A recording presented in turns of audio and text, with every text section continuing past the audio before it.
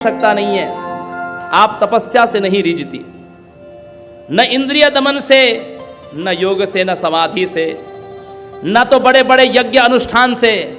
केवल आपके चरणों की रज को कोई मस्तक पर धारण कर ले, इतने करने मात्र से आप उसको मुक्ति दे देती हैं।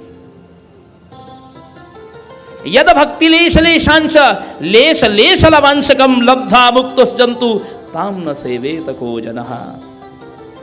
जिसकी इतनी सी भी भक्ति कोई कर ले, लेश लेशांश, लेश माना बाल बराबर, उतनी भी नहीं, लेश का लेशांश बाल की खाल, लेश लेश लवांशकम, इतनी सी भी कोई भक्ति कर ले, लब्ध्वा मुक्तोस जंतु, भगवती उसको मुक्ति दे देती है।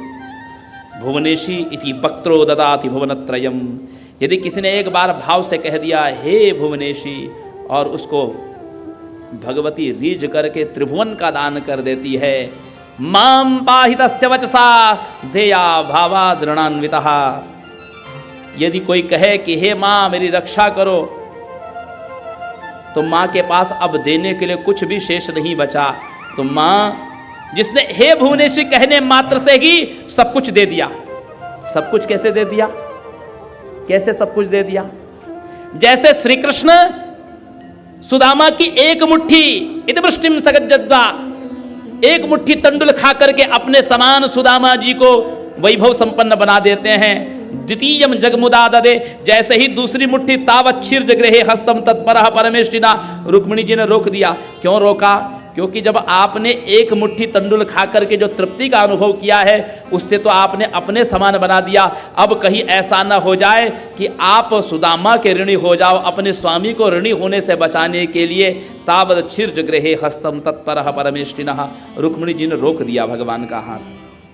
इसीलिए कहते हैं भुवनेशी इति वक्त्रो ददाति भुवनत्रयम, और मां पाहि तस्य वचसा देया भावा दृणान्वितः। भगवती के पास जब देने के लिए कुछ न हो, तो वो अपने भक्त की ऋणी हो जाती है, वो ऋणी हो जाती है, वो आपकी कर्जदार हो जाती है। ये कहीं ना कहीं मां आपकी ऋणी है। इसीलिए तो आप मंदिर में जहां तहां मां को बैठा देते हो। मन किया तो 4 बजे आपने उठ करके मां को जगाया, नहीं तो 6 बजे तक मंदिर बंद है। मन किया तो आपने आरती घुमा दी, नहीं किया तो और जल्दी जल्दी में निपटा लिया। मन किया तो माँ को खूब बढ़िया हलवा पूड़ी का भोग लगाया, और नहीं तो एक कटोरी में 4 चिरौंजी दाने लगा करके माँ को भोग लगा दिया। माँ आपकी ऋणी है, तभी तो ये सहन कर रही है। यदि आपकी ऋणी न होती तो क्या इस चीज को वो सहन करती? ये कहीं ना कहीं आप कहते हैं कि हे माता मेरी रक्षा करना। आप जैसी तैसी जो भी उल्टी सीधी पूजा करते हो, और आप मां से कहते हो ना माता कि हे मां मेरी रक्षा करना। बस इतना कहने मात्र से मां आपकी पूजा, आपकी त्रुटियों को क्षमा कर देती है।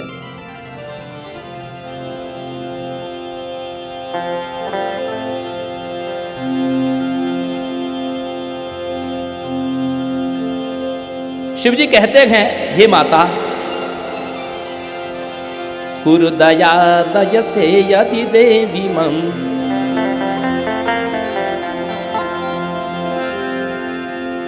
कथय मंत्रमनाविलमद्भुतम्,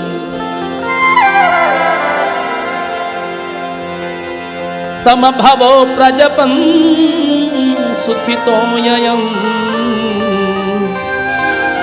सुविशदं च नवार्णमनुत्तमम्। हे माता, यदि आप हम पर दया करती हों तो आप अपना वो विमल मंत्र हमको प्रदान करिए, जिसको प्राप्त करके व्यक्ति सुखी हो जाता है। कौन सा? सुविशदम च नवार्णमनुत्तमम्। आप अपना 9 अक्षरों का मंत्र दीजिए। 9 मंत्र क्या है? ओम ऐं ह्रीं क्लीं चामुंडायै विच्चे।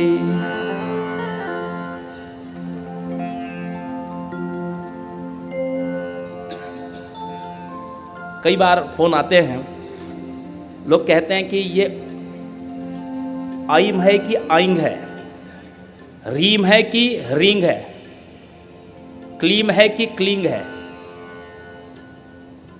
अभी मेरठ से एक पंडित जी का मुझे कुछ दिन पहले फ़ोन आया था। वो भी कथाव्यासी हैं।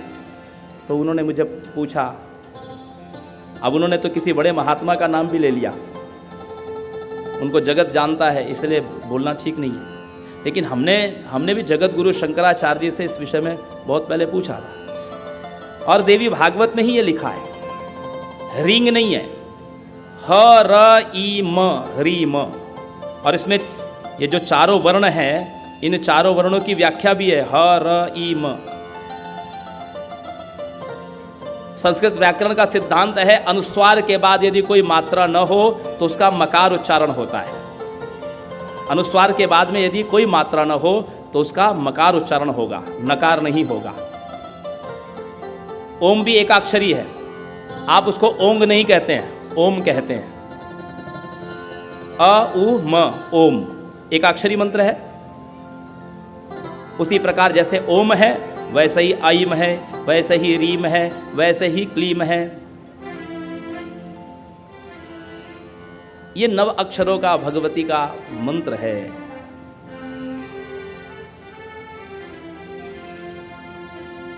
और तीनों देवता इसी मंत्र का जप करते रहते हैं।